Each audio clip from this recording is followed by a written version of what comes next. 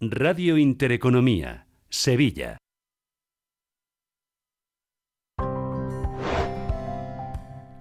Aquí en Justicia y Ley. En Intereconomía Radio Sevilla. 102.7 FM. Con Rosalía Pascuas.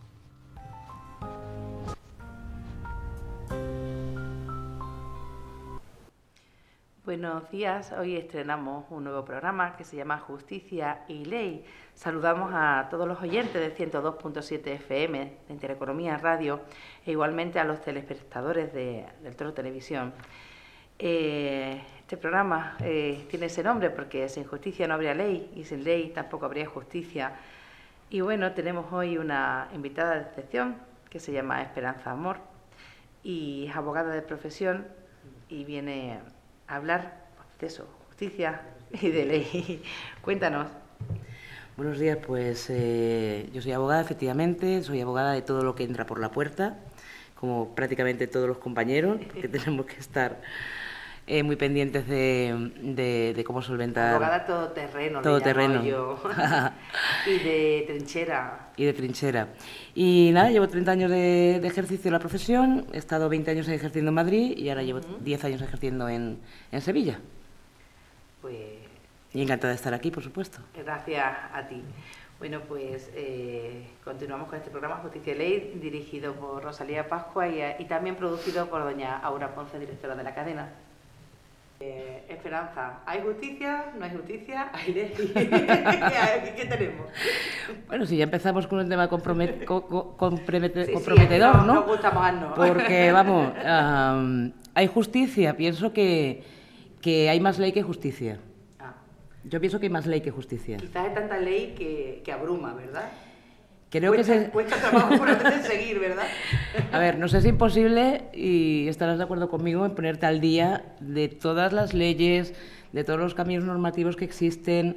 Tenemos no solamente la estatal, sino que tenemos también la que corresponde a las comunidades autónomas, a las locales, y eso hace que sea imposible estar al día.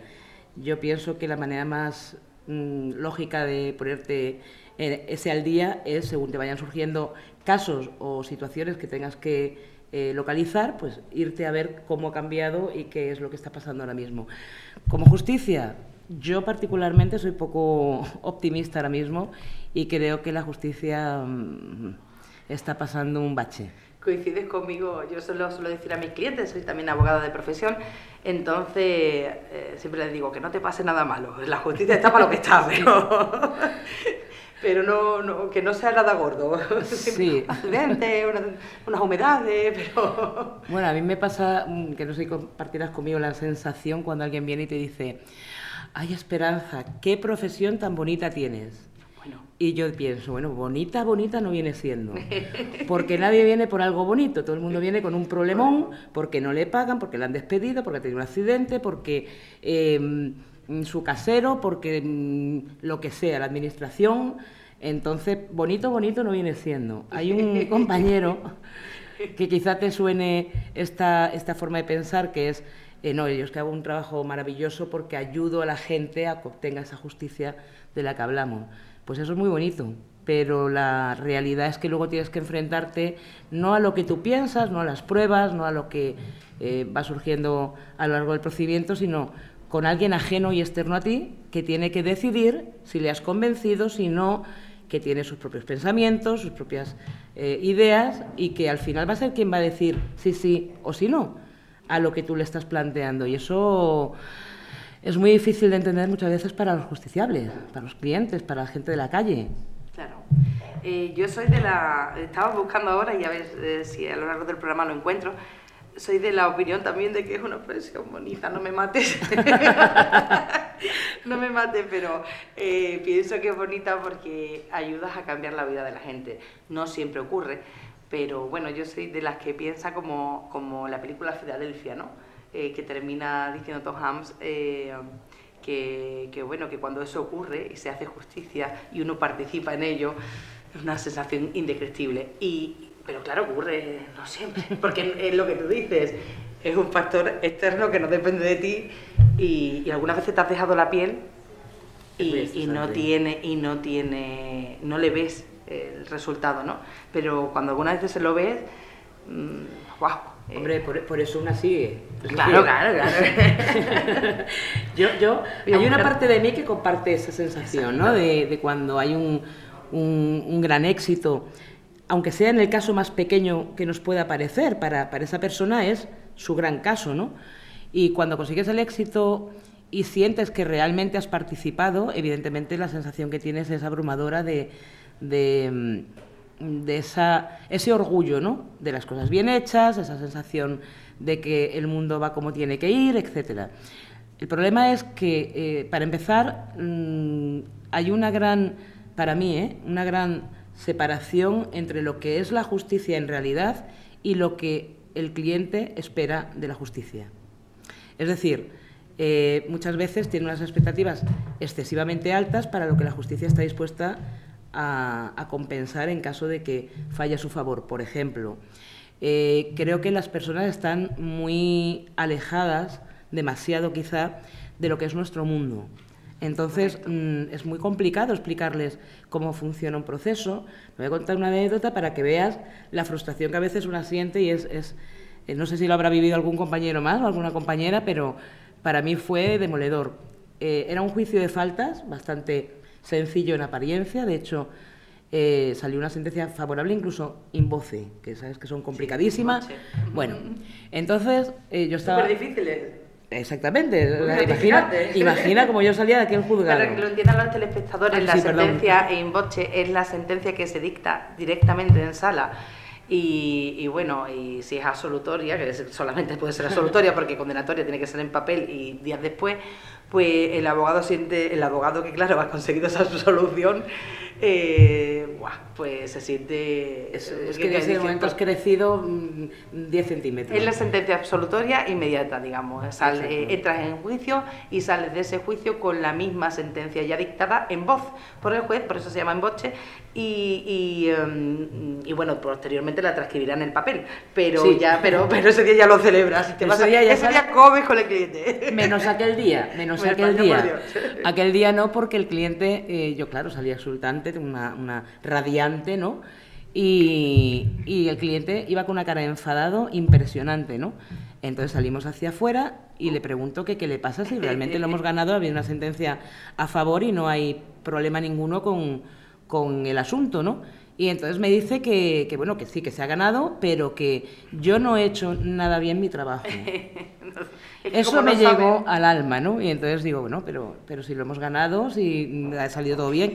Sí, pero es que usted no se ha levantado en ningún momento, ni se ha paseado por la sala. Película americana, la típica película de juicios donde el abogado teatralmente se levanta, se apoya contra una barandilla que siempre hay, habla con el juez, habla con las partes, se dirige a todo el mundo. Nunca mejor dicho, película. Pues no conseguí convencer a ese hombre de que nosotros en las salas no nos podemos levantar absolutamente para nada. Es que si nos levantamos, nos echan. Yo hice en su día y lo pregunté, de ingenua, porque llevaba poco en la profesión, y tuve un asesinato y llevé un juicio conjurado, de los primeros que salieron en España. Y entonces, cuéntanos luego eso. Fue una experiencia. Y claro, yo quería saber... Valiente, empezando y jurado. Año 98 fue el asunto, pues que fuera en el 99-2000, más o menos. Claro, ¿y la ley del jurado está desde? No me acuerdo, no me preguntas fechas, porque soy horrorosa. Pero vamos, poco antes. Por eso digo que una valiente. Estábamos empezando, en pañales. Exacto. Y entonces, ingenua de mí, pregunté si me podía levantar por la sala, porque yo decía, tantas horas, el juez estableció una duración mínima de un mes de juicio. Entonces, mínima. Tenía que pasar por ahí muchísima testifical, en fin. Y entonces, un mes. Y fue terrorífico el estar allí sentada tantas horas, desde las ponte 10 de la mañana que empezábamos, pues hasta las 2, 3 de la tarde, sin poderte levantar de aquella silla, con aquella tensión y todo el jurado frente a ti, claro. Eso era una experiencia que bueno, ahí me quedo. Pues nos queda un minutito para publicidad, así que bueno, daremos paso a ella y espero que nos cuente un poquito más detalladamente. Oye, eso fue ese juicio, porque apunta maneras, vamos. Y bueno, también ya localicé el relato y también lo contaré. Así que bueno, pasamos a publicidad. Muchas gracias. Radio Intereconomía Sevilla, 102.7 FM. Seguimos en Justicia y Ley. Tengo que confesar, Esperanza, que hoy me estreno en dirección de un programa de radio también, ¿no? Y es que me está encantando dirigirlo. Estaba acostumbrada a la televisión, pero la intimidad que da la radio, ¡wow!, me envuelve, me encanta. Bueno, pues si te parece, por concluir en lo que habíamos estado hablando, ¿no? Antes de esta profesión bonita, sí o preciosa, no, regular o en medio, pues te voy a leer un relato que escribí en el año 2020. Perfecto. Para contextualizar, ¿no?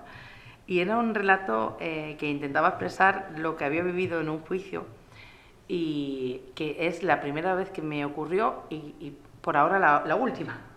Y fue que lloré en sala. Entonces fue una sensación tan extraña que no pudiera controlar esa emoción en sala y acabara llorando, pero el caso lo merecía, porque fue una sentencia precisamente in voce y claro, me emocioné y bueno, y escribí un relato al respecto, ¿no? Y bueno, quizás a lo mejor en el relato intenté expresar lo que siente la soledad del abogado antes de entrar en sala. Ah, qué bonito. Esa soledad, claro, y esa responsabilidad que llevamos, que es que nada más que la entendemos los que la ejercemos. Y esa sensación de angustia que llevas, ese peso que no es tuyo, pero lo llevas como tuyo, porque ya lo sientes. Y bueno, más o menos lo que intenté expresar, ¿no? Si quieres te lo leo, ¿no? Por favor. Los abogados también lloran, lo titulé, y comienza así. La noche anterior empecé a encontrarme mal y pasé la noche con fiebre. Al día siguiente no quise ponerme el termómetro para no sugestionarme antes de ir al señalamiento del juzgado, pero era más que evidente que la fiebre seguía ahí. Tanto que nada más llegar, mis compañeros al verme se dieron cuenta. Una de ellas puso su mano en mi frente, a la vez que me dijo que estaba hirviendo. Yo lo sabía, pero no podía ni quería intentar suspender. Si lo hacía, retrasaría la angustia que vivía mi cliente y no estaba por esa labor. Me pesaba más la responsabilidad que lo mal que me encontraba. Podría haber delegado en algún compañero, pero no era un asunto para hacerlo. Había mucha carga emocional que no se podía explicar con palabras, todo lo que había detrás y no venía en los papeles. Así que saqué fuerzas y me enfrenté a la fiebre y al juicio con responsabilidad y vocación. Ese día no pude contener la emoción y lloré sentada en estrados. Fue justo después de escuchar a la fiscal pedir la solución de mi cliente. Quizás fue por eso ver que un juicio que pintaba mal, muy mal, por las barbaridades que una puede llegar a leer y al sentir que al final no está sola y que el Ministerio Público ha visto lo mismo que tú ya sabías, pero había que probar, haciendo unas conclusiones aplastantes, con tirón de orejas a la denunciante y sus fines espurios. Entonces llegó mi turno de palabra y empecé mis conclusiones como defensa y no sé qué pasó. Nunca antes me había ocurrido. Quizás fue fruto de la fiebre o quizás la fiebre era consecuencia de la presión, no lo sé. Pero de repente un nudo en la garganta me impedía hablar mientras notaba cómo empezaban a caer, disimuladas y sin poder evitarlo, lágrimas de mis ojos, mientras me apresuraba a quitarlas para que no se dieran cuenta y el tribunal pensara que en mí había debilidad como profesional. Seguramente se dieron cuenta, pero jamás se comentó en mi presencia. Terminé las conclusiones, no sin antes tener que parar en varias ocasiones, tragando saliva para continuarla, pues costaba que salieran palabras a la vez que disimulaba lo afectada que estaba. El corazón aún seguía en el puño, fruto de la tensión de un interrogatorio que en su momento procesal oportuno cortó el aire, a la vez que quedaba probada la manipulación y la mentira. Justo al acabarlas, miré a mi cliente y quedé en shock al ver que él también lloraba, a la vez que su señoría dictaba sentencia absolutoria en voce. Bajé de estrados donde me esperaba mi cliente con un fuerte abrazo y las lágrimas de ambos, sin poder evitarlo, mientras el tribunal no se atrevió a estropear ese momento donde por fin se hacía justicia y la sintieron todos los que allí estaban, para bien y para mal. Fue un momento único e inolvidable. La fiebre desapareció cuando entré en sala ese día y ya no volvió. No me avergüenzo de haber llorado en estrados, consciente de una pena de banquillo tan injusta y cruel. Al revés, me emociona recordarlo porque tuve la suerte de estar ahí y sentir que la justicia existe siendo parte de ella. Por momentos así, estoy completamente enamorada de mi profesión y me encanta recordarlo para no perder su sentido y efectos. Los abogados estamos hechos de otra pasta distinta de la que se nos acusa. Esta profesión se vive, se siente e incluso se llora porque no es fácil ejercerla con la carga emocional que conlleva y a veces nos enferma. A cambio nos engancha porque nos hace sentir que formamos parte de ese ideal para el que fue concebida y nos lo agradece con regalos de momentos como el que ahí he intentado plasmar en forma de relato, que sin duda tiene un trasfondo que va mucho más allá de lo narrado. Bueno, no sé si te ha gustado o no. A ver, por un lado me ha encantado porque está muy bien escrito, es algo tuyo tan dentro, o sea, lo has escrito desde la entraña, desde el alma, que es desde donde mejor se escribe, y describe perfectamente ese momento, porque yo lo he vivido también y me iba viendo reflejada, solo que yo estaba en el otro lado cuando me ha pasado. Estaba en la acusación y sentía esa soledad, sentía esa angustia, sentía todo lo que has descrito. La noche anterior no dormí, estaba angustiada porque era un asunto además que no solamente era un tema penal.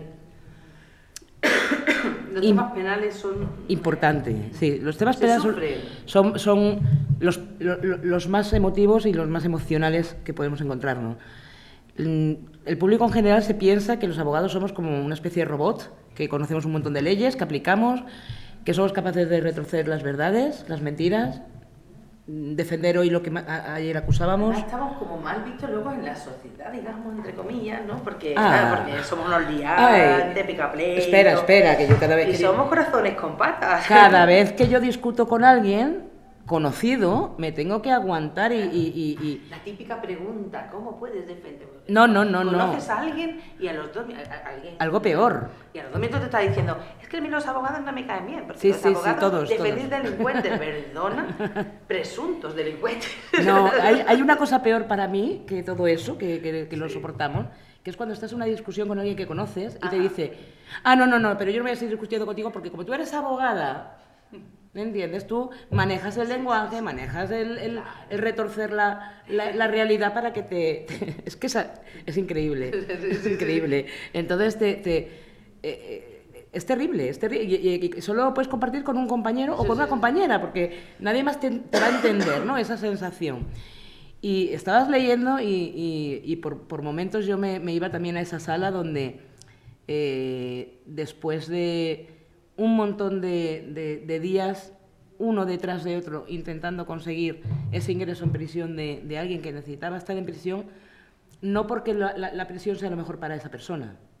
Ojo, el problema es que como la sociedad hoy en día no está dando respuesta a los enfermos mentales, no está dando ninguna respuesta, eso podríamos hablar largo y tendido de cómo afronta la justicia el tema de la enfermedad mental y la salud mental, porque claro, te dice un fiscal, te dice un juez, oiga, es que esto no es jurídico. Bueno, no es jurídico que una persona sea esquizofrénica, pero cuando esa persona esquizofrénica entra en brote, coge un cuchillo y amenaza a la persona, ¿qué hacemos con esa persona? ¿La llevamos a un centro que ya no existe, que es un centro psiquiátrico, que ya no existe? O lo dejamos como tal, con el cuchillo. O esperamos a que realmente le clave el cuchillo al familiar, que normalmente será el padre, la madre, el hermano, la hermana, la pareja, y luego ya lo llevamos a prisión. Pues la justicia no solamente se imparte desde el resultado final, una muerte, un golpe, una lesión, un insulto, una vejación, lo que sea. Se imparte también a veces como prevención de algo que está a punto de suceder. A esta persona le cogieron con su madre ya tirada en el suelo, dentro del domicilio familiar. Madre mía. Y la juez se negaba a que esta persona entrara en prisión, porque no iba bajo ningún concepto, y así me dijo, Esperanza, bajo ningún concepto, esta persona, yo voy a decretar un ingreso involuntario en un centro de salud mental. Claro, y voluntario es casi imposible. Lo siguiente a esa escena es la puesta en libertad, es que el muchacho coge su coche, hace autostop, llega a casa de los padres, accede al domicilio de los padres. Y la Guardia Civil, avisada de antemano por otra familia, coge a este muchacho con su madre ya en el suelo. ¿Era jurídico o no era jurídico? Claro. Cuando se estaba dando de cabezazos en el calabozo y se oían desde la sala. Entonces, madre mía, cuando ya lo detienen, lo llevan, imagínate que ni el fiscal, ni la juez, cuando se vuelve a celebrar una segunda vista, audiencia de estas de juicio rápido, ¿verdad?, comparecencia, y decide el fiscal pedir un ingreso en prisión preventiva. Yo las lágrimas, claro, las tuyas, claro, las mismas tuyas eran las mías. Pedí perdón a la sala por llorar, pero Rosalía, estamos solos, muy solos.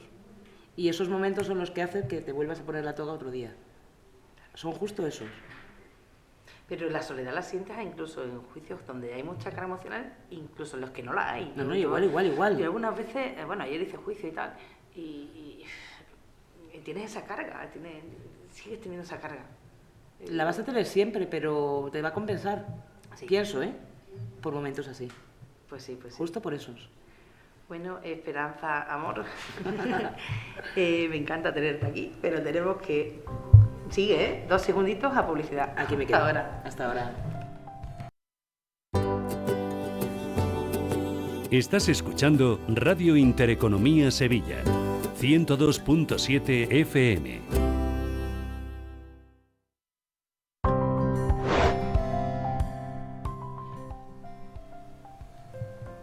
Pues después de estos minutitos de publicidad, continuamos con este programa que inicia hoy, Justicia y Ley, dirigido por Rosalía Pascua y producido por doña Aura Ponce, directora de la cadena.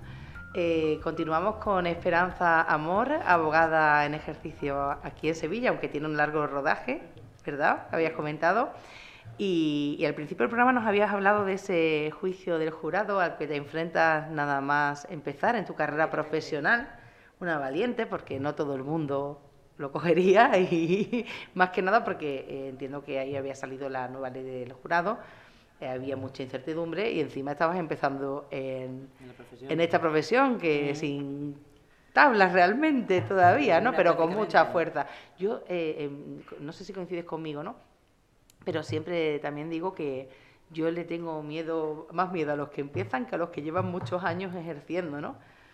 Porque el que empieza, yo por lo menos, cuando empezaba no me podía permitir perder un juicio, porque si lo perdía me sentía mal. Entonces, ya luego con los años ya... Pero los que empiezan, cuidadito, se saben el atestado de memoria, se han estudiado la página, la folio, la hora, y saben el minuto, el segundo, ¿verdad? Es complicado. Sí. Lo que pasa es que no tienen las tablas.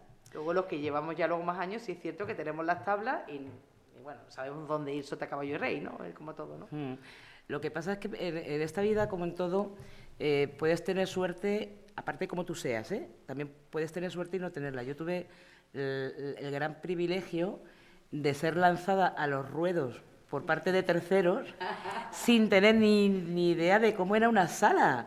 Es que yo el primer juicio que yo hago, yo empiezo cuando termino la carrera, me colegio. O sea, empiezo en un despacho...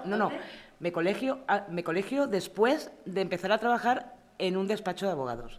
Y si te digo quién, vas a empezar a entender algo. ¿Y dónde te colegias? ¿En Madrid? En Madrid. Tú has estado en Madrid y Sevilla, ¿no? Yo he estado en Madrid y en Sevilla. Entonces, yo me colegio en Madrid y empiezo en el despacho de Rodríguez Menéndez. Madre mía. Lo conocemos, ¿no? Sí. Bien. Ese despacho te daba 2 salidas.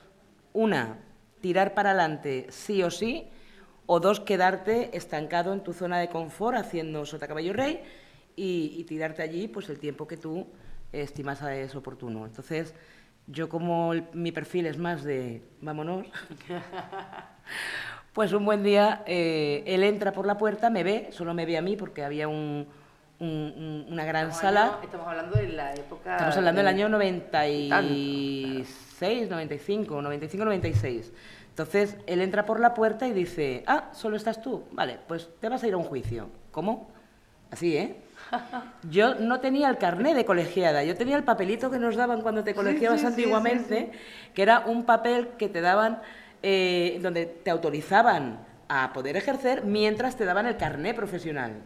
Así que yo me fui con mi papelito, corriendo al despacho de una compañera a decirle, que hoy en día es mi cuñada, por cierto. Esta compañera a la que yo acudo es mi cuñada hoy en día, y yo fui y le dije, por favor, Begoña, por favor.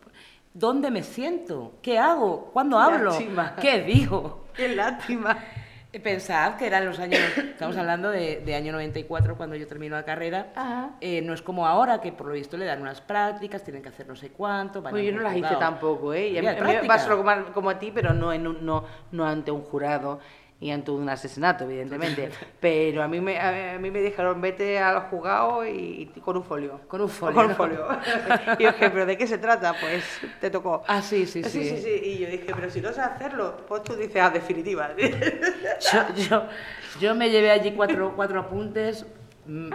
Te va a sonar esto quizá de que lo hayas hecho tú, a lo mejor alguna vez en tus comienzos, seguro que es irte mirando el librito de las leyes, camino del juzgado, en tu primer juicio, en el segundo, porque no sabes ni qué artículo te se tiene que aplicar ni cuál no. Bueno, eso fue una experiencia que ya, a ver, o te da tablas o te destruye. Totalmente. O sea, o sales deprimida o sales a hombros, ¿no? Yo tuve la suerte o la ventaja de que, bueno, pues salió bien, y a partir de ahí fui capaz de lanzarme, sabe Dios, a cuántas cosas, ¿no? Claro.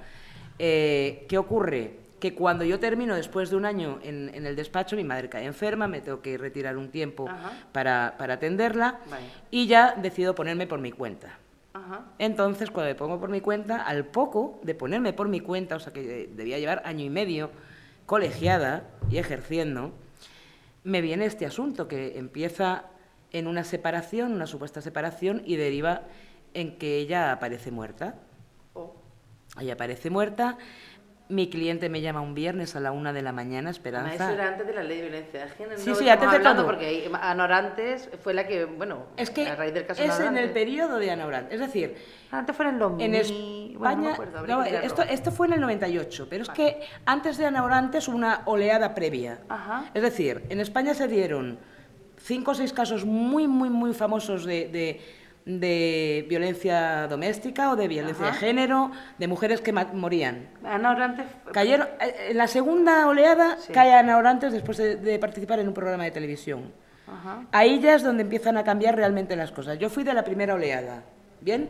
Entonces ahí nos habla de violencia de género, allí no había nada más que un asesinato, una mujer que aparece muerta, porque mi cliente me llama a la 1 de la mañana un viernes a mi casa y me dice, Esperanza. En diciembre del 97, lo que estamos hablando. Diciembre del 97. Efectivamente. Ana Orantes fallece el 17 de diciembre del 97. En el 97. El mío debió morir, la mía debió morir en el 96, calculo, o a principios del 97, y después ya se juzga, creo que fue en el 98 o en el 2000.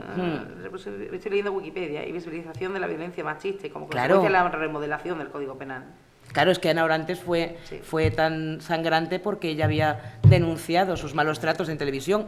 Por primera vez fue capaz de decir todo lo que le había pasado. Hay un fallo, para mí, de la justicia brutal, porque se permitió la convivencia de ellos dos, creo, y así sucede luego como aparece ella muerta, y entonces eso cambió todo. Eso fue un antes y un después, pero... Claro, es que la gente le había puesto cara, creo yo. Claro, al haber hecho la denuncia pública. Se visibilizó, se había puesto, además ya sabiendo que la iban a matar, vamos, que... Se visibilizó. Y al poco tiempo aparece muerta, pues... Es que, a ver, cuando tú le pones cara, rostro, le das un nombre, le das una vida a esa situación, hijo, y familia, la pones en nieto. contexto, entonces es imposible que la gente no entre a sensibilizarte con ello. Cuando en nuestra profesión el problema que yo le veo muchas veces es que la mayoría de las veces son papeles, son documentos, son fotos, pero no hay vida.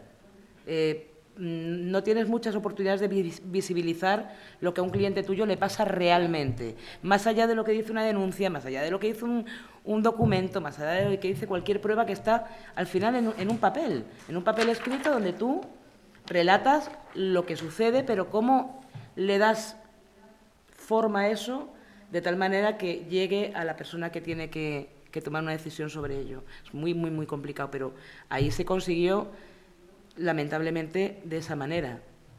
La verdad que se podía haber conseguido mucho antes, pero bueno, las cosas pasan. Pues síguenos contando ese contexto. En ese contexto de que hay una oleada en distintos puntos de España, ciertos fallecimientos de mujeres a manos de sus maridos, mi cliente me llama y me dice: Esperanza, que mi mujer no respira. Bueno, no sé si respira, me dice. Viernes 1 de la mañana, ¿eh? Digo, bueno, pues lo primero, ponle un cristal, un espejo, ¿sabes? Lo básico, ¿no? Llama inmediatamente a una ambulancia y me vuelves a llamar. Llama a la ambulancia, me vuelve a llamar, ya han llegado y lo siguiente que pasa es que le detiene la policía como presunto autor porque ella no es que estuviera que no respirara, es que llevaba unas heridas y unas contusiones y bueno, por dentro y por fuera estaba destrozada. Entonces estaba ya fallecida además, ni siquiera respiraba cuando él me llama.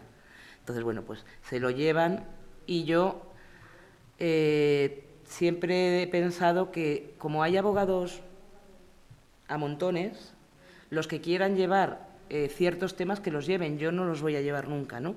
Pero en este caso concreto yo estaba dispuesta a llevar hasta el final este asunto porque me voy a morir y voy a seguir pensando que él no fue.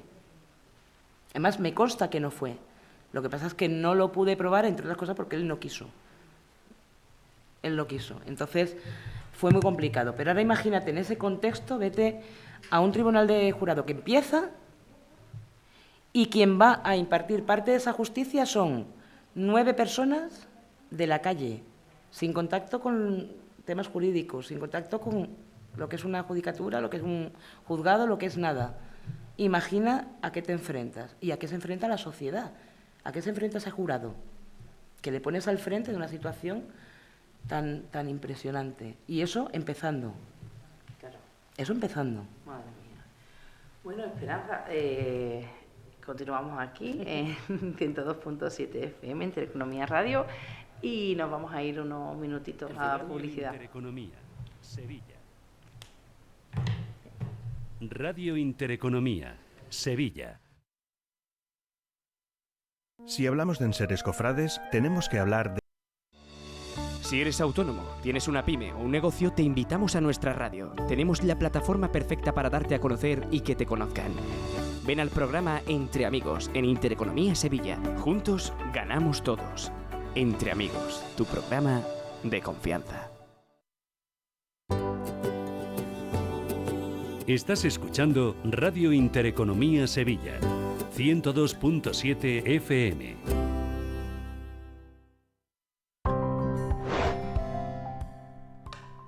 Seguimos con Justicia y Ley, que se estrena hoy en esta cadena en Intereconomía Radio, y también saludar a los telespectadores del Toro Televisión.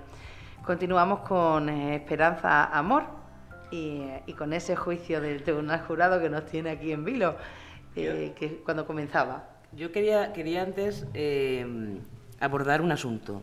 A ver, en un tribunal del jurado, en un juicio con jurado, hay 9 personas de la calle elegidas, seleccionadas en principio más o menos por nosotros, para que impartan esa justicia de alguna forma, o por lo menos para que valoren toda la actividad probatoria y digan... ¿No te pasa, Esperanza, perdona que te interrumpa, que ya ejerciendo te llama a lo mejor alguien, oye, que me han seleccionado para tribunal jurado, ¿qué hago? ¿Cómo me lo quito? Sí. Es como el... Es la patata caliente es como el ser presidente de una mesa electoral, ¿no? Igual. ¿Cómo me lo quito? ¿Qué puedo alegar? Pues mira, chico, te ha tocado. Yo quería preguntarte si tú crees que esas 9 personas elegidas que vienen de la calle, verás, de la calle en el sentido de profesiones muy diferentes, no tienen nada que ver con temas jurídicos, Complicado, ¿eh? Ya estoy viendo la pregunta y no sabría qué decirte porque hay un gran debate. claro que lo hay. Jurado Son legos, el popular, derecho. jurado profesional, mixto. El jurado popular tiene su historia, claro, ellos no tienen el conocimiento. A mí, y te das cuenta, ¿no? Yo me acuerdo algunas veces cuando empezaba a ejercer y tal, mi hermana me llamaba, ¿cómo ves esto? Yo le decía, pues claro, nosotros ya tenemos la mentalidad del derecho, que llevamos pues de los años de estudio, de la carrera y tal, pues, pero esto es así. ¿Pero cómo va a ser así? Si esto tiene que ser tal, tienen que condenarlo, pues deberían de hacer no sé qué. Pues, no, chicos, esto no funciona así, pero ¿cómo no va a funcionar? Y es que les cuesta, por mucho que tú se lo expliques, Es muy complicado. sigue la historia de las películas, de estas de Antena 3 y de todo el rollo, o de lo que sea, que ven que eran estas de tensión, de películas, de películas. Todas las películas que tienen que ver con los juicios en América Exacto. han hecho mucho daño al español medio. Al español medio. A nosotros no, porque, como dices tú, tenemos esa deformación profesional, que estás viendo algo y tú automáticamente eres capaz en tu cerebro de transformarlo, adaptarlo al sistema español, perfecto. Pero un señor de la calle, una señora de la calle que no ha pisado un juzgado en su vida, que no ha tenido ningún problema, que no tiene ningún conocimiento jurídico, cuando ve eso y de repente le dice, oiga, que ha sido usted seleccionada para ser jurado, lo que quiere es salir corriendo, en general. Normal. En general. Normal, yo me pongo en su piel y yo diría, Dios mío, ahora tragarme aquí un mes. Claro, no. Un mes, Eso un mes donde aparte... me van a encerrar aquí. Y bueno, si dura un mes la sesión y tal. Pero también te digo una cosa, ¿eh? Yo por lo que he oído hace poco, una amiga mía que ha sido jurado en uno de los pleitos más sonados de estos últimos 2 años o 3 años, ha formado parte, ¿no? Y entonces yo le pedía que me contara su experiencia desde dentro, ¿no? Como jurado, que no es lo mismo que ser el abogado, que ser el fiscal, el juez o una de las partes, ¿no? Y entonces, en parte me decía, es que, claro, te dan una serie de información y después tú te tienes que sentar con esas otras 8 personas a tratar de contestar lo mejor posible a las preguntas que te van haciendo, porque sabes que se hace una serie de preguntas que el jurado tiene que contestar. Entonces, me decía, nosotros al final estamos un poco más resguardados de todo, ¿no? Pero tú vas un día al juicio y después te vas a tu casa y oyes al señor del taxi, o oyes al señor del ascensor, o oyes a la vecina de enfrente, y tú te vas empapando de todas las opiniones, lees la prensa, ves la televisión. Entonces, yo no sé hasta qué punto nuestro sistema de jurado, de momento, está ya perfectamente formado, o nos faltan años todavía para conseguir que sea un poquito más, no voy a decir perfecto, que no hay nada, pero un poquito más justo, podría decir.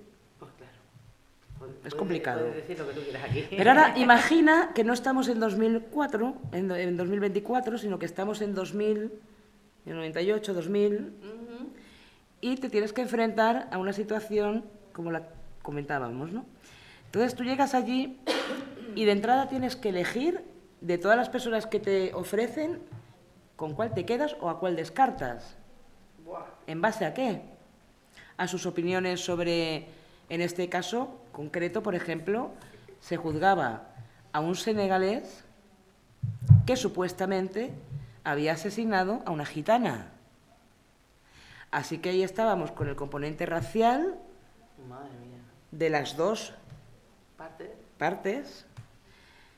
Y estábamos con el componente de la violencia de género, de que había varios casos a la vez en ese momento encima de la mesa, con lo cual el run run era muy intenso en las calles, y tú tienes que decidir qué personas se van a quedar ahí sentadas para que decidan después, contestando a una serie de preguntas, si tu cliente ha sido o no ha sido aquello de lo que le están acusando, ¿no? Y no estamos hablando de un robo en un coche que te han abierto y te han robado la radio, el radiocassette, por ejemplo. Estamos hablando de un asesinato hay familias, hay...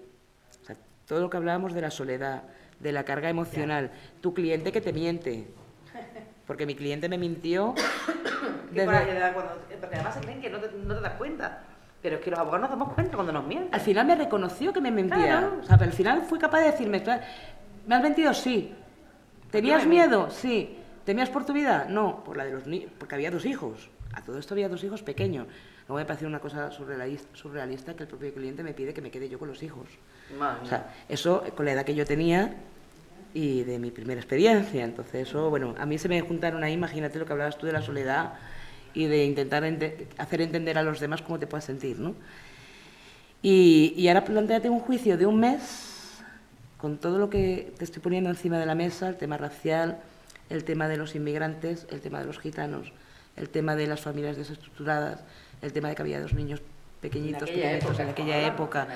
No estamos en 2024, no, la conciencia social, el avance que ha habido en tomar ciertas precauciones ante ciertas situaciones, todo eso no existía. O sea, eso era... Y luego, además, que ni siquiera los del jurado estaban preparados para ser jurados.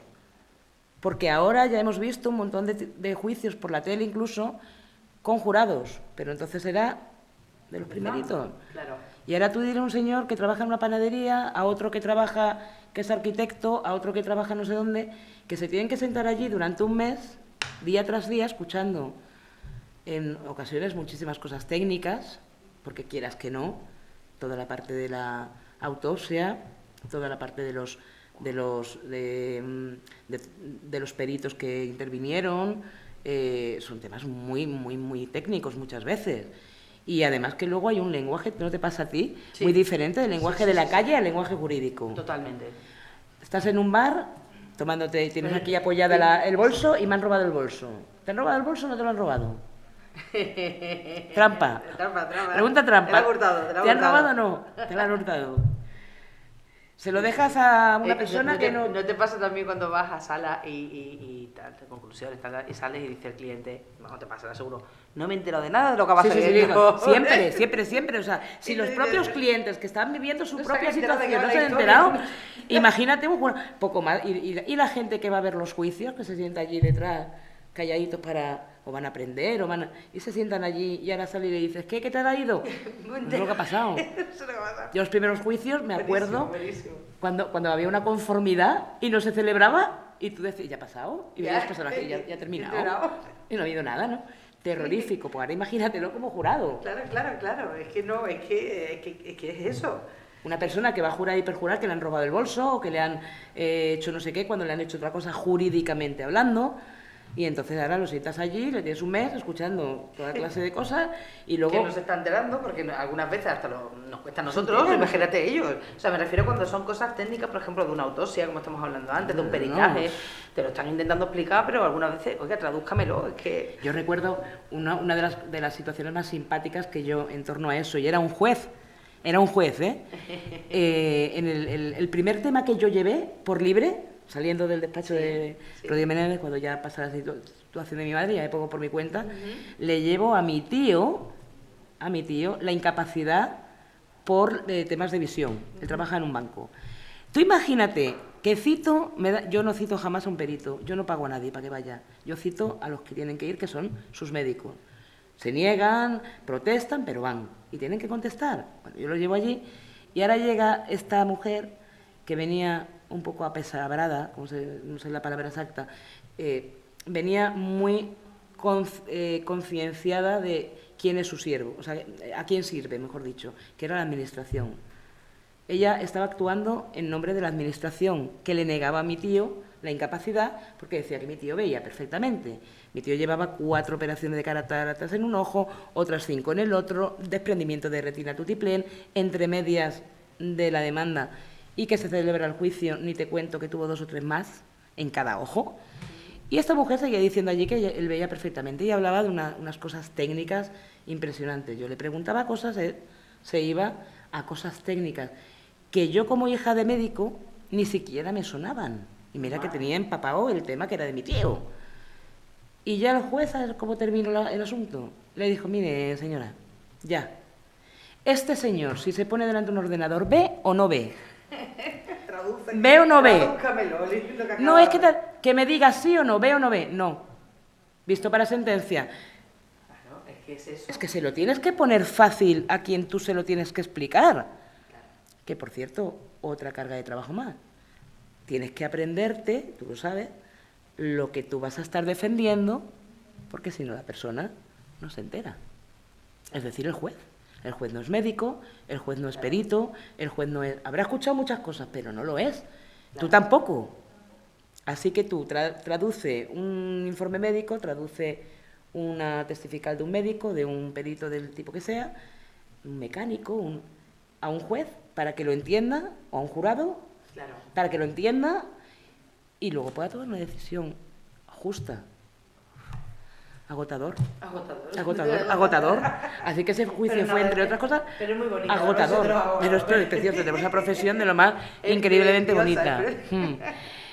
Y al final, volviendo al tema, pues fue un mes intenso, fue un mes dificilísimo, fue un mes en que conseguí probar muchas cosas que no me sirvieron para nada, porque en la conciencia colectiva, un senegalés, una gitana y todo lo que se quiso llevar allí encima de la mesa, pues concluyó en que mi cliente evidentemente fue condenado. Que, por cierto, la última vez que lo vi en prisión le dije, escúchame, estás aquí porque tú quieres. El día que tú quieras salir de aquí solo tienes que hablar. Ha cumplido su condena. Jamás habló, nunca. Y yo seguiré defendiendo que no fue, pero que así no se puede juzgar ese tema, con un tribunal así. Yo lo siento por los que defienden el tribunal del jurado, lo siento infinito por la gente que piensa que eso es muy, muy interesante y muy el que se le dé la oportunidad al pueblo para que intervenga en la aplicación de la justicia y demás, pero yo no estoy nada de acuerdo, lo siento, por la experiencia que tengo en ese juicio y en otros que he visto y en las sentencias que he visto a posteriori, para nada. Creo que no estamos preparados, la sociedad española no está preparada. Es que cuando condenan a alguien que tú piensas que es inocente, ¿no? Eso es... O también hablamos en civil, ¿no? Cuando condenan a alguien a una responsabilidad... Es frustrante. Es frustrante, exacto. Frustrante. Y tú dices, pero si y no lo he conseguido probar, no lo han visto, no me han escuchado, no lo he entendido, no entiendo. Y te lees esa sentencia y te la vuelves a leer y sigues sin entenderla. Bueno, no he podido ver esto y tal. Pero bueno, lo que hay es el sistema y hay que tratarlo. Y no... Solo recurrir.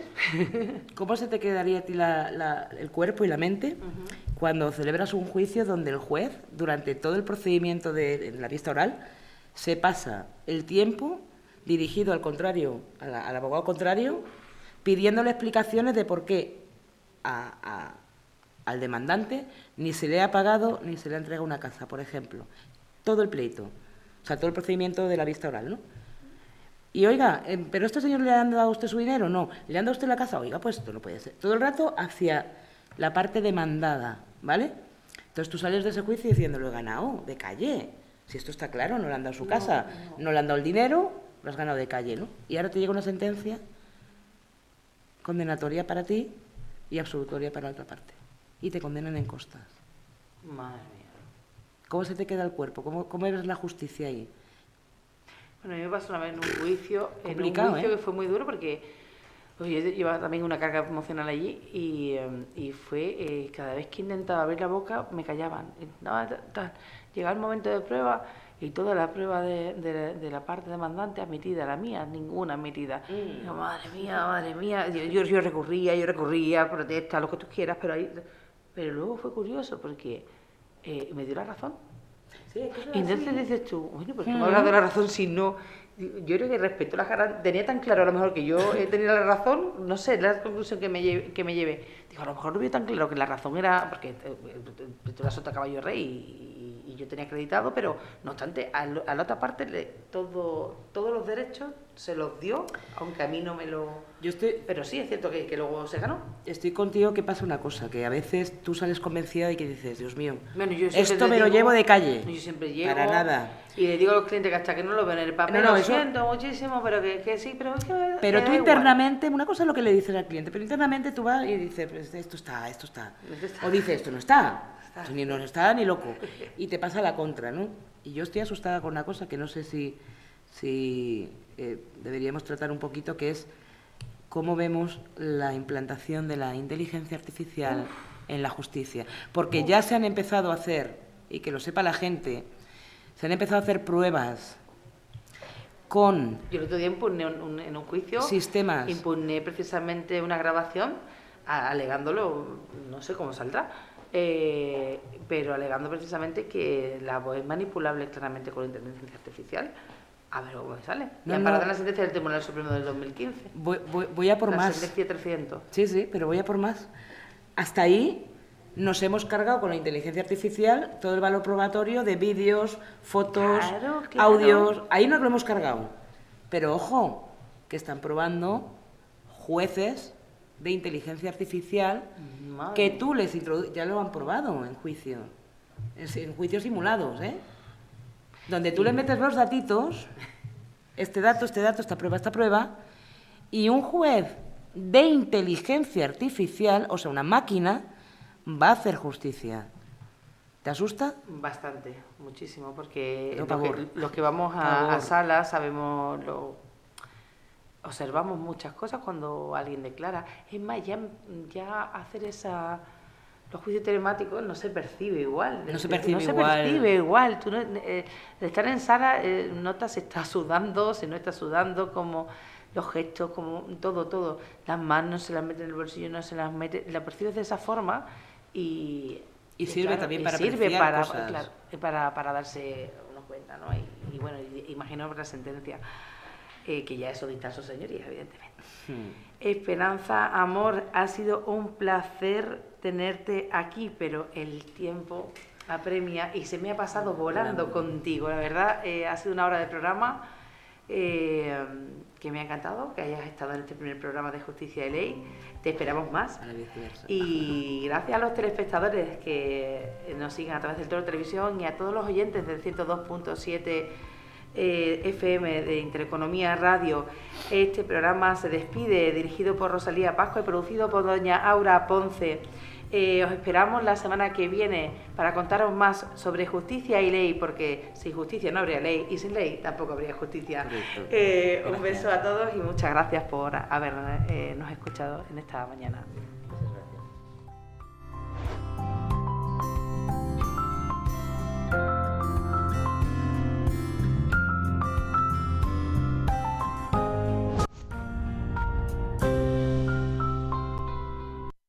Radio Intereconomía, Sevilla.